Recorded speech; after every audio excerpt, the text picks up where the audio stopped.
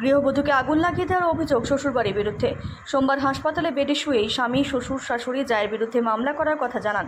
তাদের বিরুদ্ধে আইনি লড়াই চালাবেন জানিয়েছেন। যদিও মাথাভাঙ্গা মহকুমা হাসপাতাল থেকে কোচবিহার মেডিকেল কলেজে স্থানান্তরিত করে দেওয়া হয় তাকে, সেখানেই হার মানেন, মারা যান ওই গৃহবধূ মর্জিনা খাতুন। মঙ্গলবার গৃহবধূর পরিবার মাথাভাঙ্গা থানায় জামাই সহ শ্বশুরবাড়ির লোকেদের বিরুদ্ধে মামলা করে। সেই মামলার ভিত্তিতে গৃহবধূর শ্বশুরকে গ্রেফতার করে। জামাই সহ বাকিরা পলাতক বলে জানা গেছে। মোর স্বামী কইছে কাই কইছে মোর স্বামী মোর ভাতার কইছে তোর স্বামী কইছে? তোরা ধাগড়ি নিনে তুই কেমন করি মরিস মরিস তুই তো গালা কাটি দি সাউনি তো নিনে। নাম কি তোর স্বামীর? কো মেরুল হক।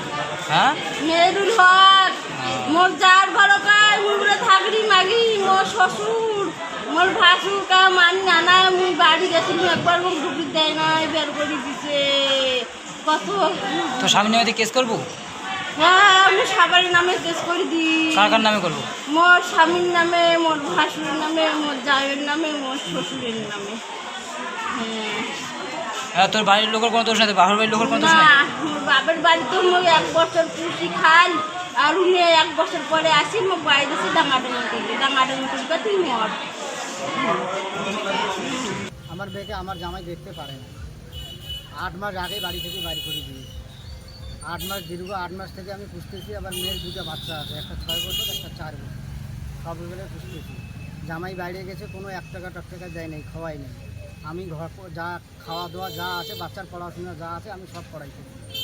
এবং উনি আসার মোটামুটি 4 থেকে 5-6 দিন হলো।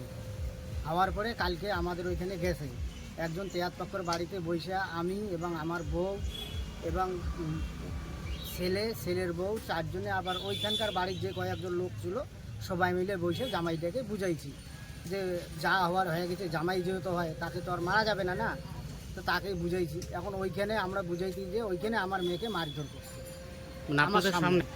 আমার সামনেই মারধর করার পরে, তখন মারধর করার পরে তবু আমি জামাইকে বললাম ঠিক আছে চলো আমাদের বাড়িতে চলো, খাওয়া দাওয়া করে চলে যাও।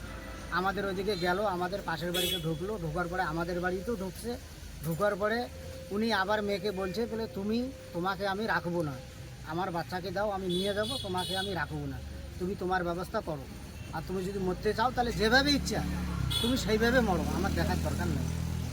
এখন আমরা তো হলাম কাজের লোক, আমরা তো কাজে কর্মই থাকি, সবসময় তো আর বাড়িতে থাকি না।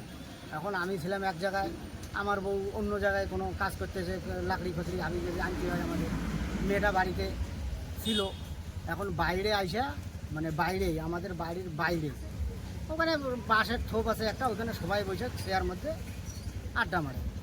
তো এখানে একালকাই ছিল, ওইখানে আগুন লাগিয়ে দিয়েছে, নিজেই গায়ে আগুন লাগিয়ে দিয়ে ওইখানে কালকে মোটামুটি 3:30টার দিকে আগুন লাগিয়ে দিয়েছে। আর মোটামুটি মাথাভাঙায় হসপিটাল নিয়ে আসছি। এখান থেকে যা পুলিশের যা তদন্ত করা হয় সেটা করতে একটু মানে 7টা 7:30 হয়ে গেছে। তথাপি এখান থেকে রেফার করলো কুচবিহার নিয়ে গেলাম। মোটামুটি 10টা 10:30টার দিকে, 10টার দিকে ঢুকছি, ওখানে 1-1.5 ঘন্টা ছিল। মোটামুটি 11টা প্লাস হওয়ার পরে মেয়েটা আমার মারা গেল। আর এখন অবধি ওদের বাড়ির লোক কেউ আমাদেরকে না ফোন করলো না কেউ আসলো যে কী ব্যাপার কী না, এখন অবধি কেউ আসেনি। আমরা পঞ্চায়েত প্রধান, পঞ্চায়েতকেও জানাইছিলাম, সবাইকেই জানাইছিলাম, ওরা কেউ ধরা দিতেছে না।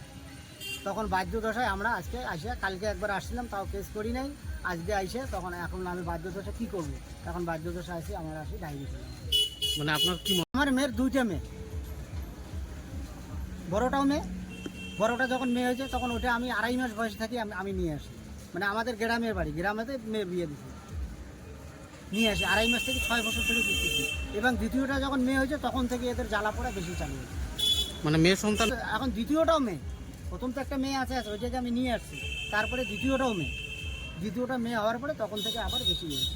এর আগে গ্রামের পঞ্চায়েত প্রধান অনেক ওদেরকে সালিশ টালিশ রাখিয়ে দিয়ে আসছিলাম। এইবার তো ওর বাবাও বাড়িতে ঢুকতে দেয় না, উনিও বাড়িতে ঢুকতে দেয়। তো আপনারা আমরা এখন কি ন্যায় বিচার চাই? অভিযোগ করলেন? হ্যাঁ অভিযোগ করলাম, এখন যেটা ন্যায় হবে সেটা ন্যায় বিচার চাই আমরা। আপনার